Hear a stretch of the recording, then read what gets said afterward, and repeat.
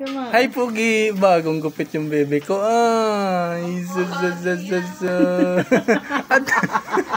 nainip ka sa barbero doon, anak. Ang tagal ng barbero. Ano? Ano sabi? Ano tama? Hindi, nanonood kasi siya ng Cocomelon. Ay, Tapos kanina pa niya tinitingnan si Kuya.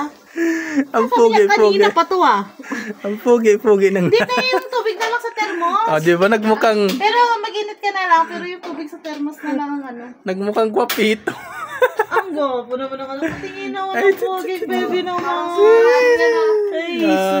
Ay, Grabe. Nag-clap your hands. clap Grabe. your hands, 1, 2, 3. Clap your hands, 1, 2, 3. Ayan guys, bagong gupit na si Kaylen. Ano to, pulbo? Pulbo yan.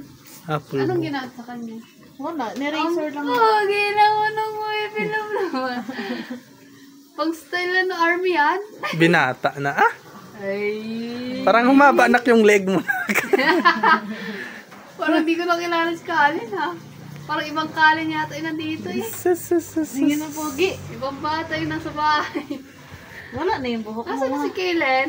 Wala. Hindi na hindi na. So yung guys, pinagupitan muna namin siya kasi yung buhok niya kasi nakakain niya na. Kung umaabot na sa bibig. Saka pumapasok na rin kasi sa mata, di ba, be?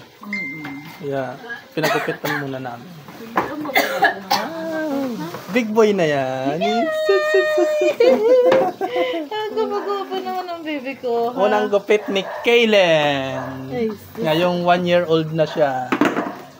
So, thank you, anak.